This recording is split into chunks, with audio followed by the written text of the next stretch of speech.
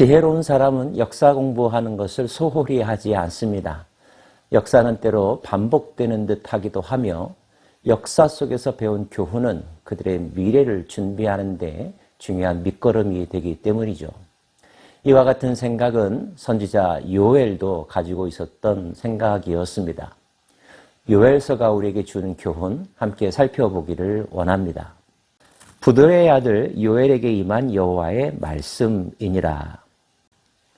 요엘서가 언제 기록되었는지에 대해서는 그 성경 내부에서는 근거를 찾아보기가 힘듭니다. 다만 학자들은 포로기 이후에 에스라나 느헤미야 시대 때에 요엘서가 기록된 것으로 추정할 뿐입니다. 기록한 정확한 시기는 알 수 없지만 요엘서가 주는 교훈은 시대와 장소를 뛰어넘어 모든 이들에게 중요한 교훈이 되는데요. 먼저 요엘은 하나님께 받은 말씀을 이렇게 전하고 있습니다. 늙은 자들아 너희는 이것을 들을지어다. 땅의 모든 주민들아 너희는 귀를 기울일지어다. 너희 날에나 너희 조상들의 날에 이런 일이 있었느냐. 유대 민족을 향하여 외치는 소리이죠. 예전에 이런 일이 있었다는 것을 기억하느냐 하는 것입니다. 역사적인 어떤 사건, 교훈을 말하고자 합니다. 너희는 이 일을 너희 자녀에게 말하고 너희 자녀는 자기 자녀에게 말하고 그 자녀는 후세에 말할 것이니라. 가르쳐 주라는 거죠. 무엇일까요? 팥중이가 남긴 것을 메뚜기가 먹고 메뚜기가 남긴 것을 느치가 먹고 느치가 남긴 것을 황충이 먹었도다. 포도주가 너희 입에서 끓어졌음이리니 다른 한 민족이 내 땅에 올라왔음이로다.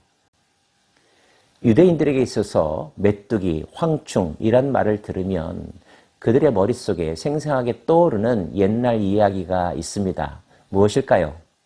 바로 이집트 땅에서 그들이 출애굽할 당시에 있었던 10가지 재앙, 그 재앙 가운데 하나가 바로 메뚜기 재앙이었죠. 그 재앙은 이집트 땅을 초토화시켰습니다. 그와 같은 일이 그들의 역사 가운데 있었다는 거죠. 이번엔 다른 민족을 통하여 그 나라가 초토화되었다는 것입니다.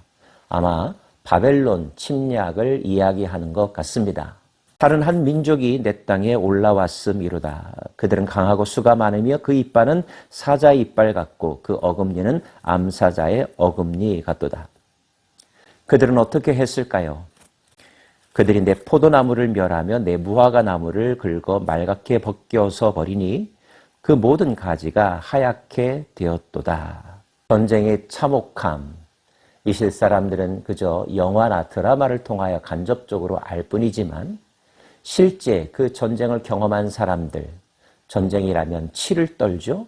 그만큼 비참하기 때문입니다. 그런 비참함을 현재 겪고 있지 않다면 참 감사할 일이고요. 전쟁에 대해서 대비하는 마음, 전쟁이 결코 일어나서는 안 된다는 마음 잊지 말아야 할 것입니다. 너희는 처녀가 어렸을 때 약혼한 남자로 말미암아 붉은 배로 동이고 애곡함같이 할지어다. 통곡하라 말합니다. 그런 어려운 참혹한 때가 왔을 때 그 일이 얼마나 비참한 것인지에 대해서 느끼라는 거죠. 농부들에게도 제사장들에게도 그 일로 말미암아 겪은 비극을 슬퍼하라고 권하고 있습니다. 개인적으로만이 아닙니다. 온 공동체가 함께 모여서 참회하라는 권면을 하고 있습니다. 너희는 금식일을 정하고 성회를 소집하여 장로들과 이 땅의 모든 주민들을 너희 하나님 여호와의 성전으로 모으고 여호와께 부르짖을지어다. 슬프다 그날이여 여호와의 날이 가까웠나니 곧 멸망같이 전능자에게로부터 이르리로다. 왜 성전에 모여 성회를 소집하고 참회의 눈물을 흘려야만 할까요? 현상적으로는 메뚜기의 재앙이었고 다른 민족의 침입이었지만 그 모든 것들을 허락하신 분 바로 하나님이시라는 것입니다.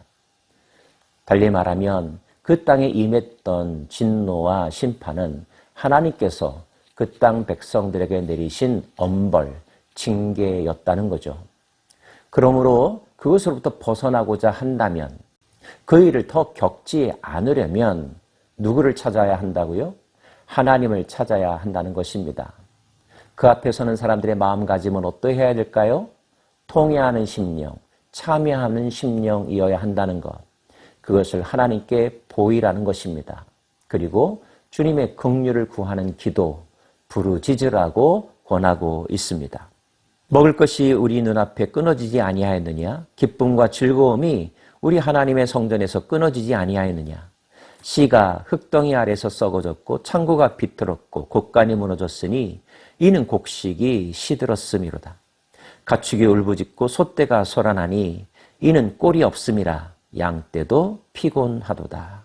전능자가 작정하고 징계의 회초리를 드신다면, 심판의 폭풍을 보내신다면 피할 수 있을까요? 숨을 수 있을까요?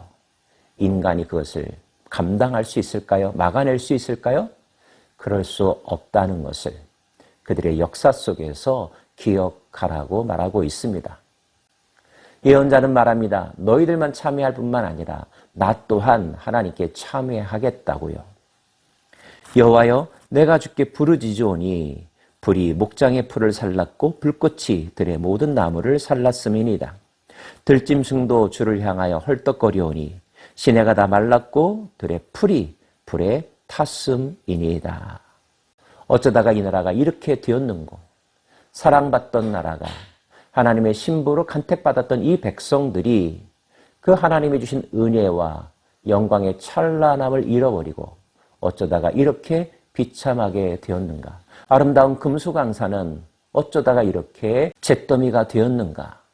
탄식하며 안타까워하며 그 일의 원인에 대하여, 그리고 그 재앙으로부터의 회복을 위하여 하나님께 부르짖으라는 것입니다. 하나님은 왜 유해를 통하여 이렇게 말씀하셨을까요? 포로에서 돌아온 그들이 기억해야 될 것은 역사이고 역사 속에서 잊지 말아야 될 교훈을 떠올리는 것입니다.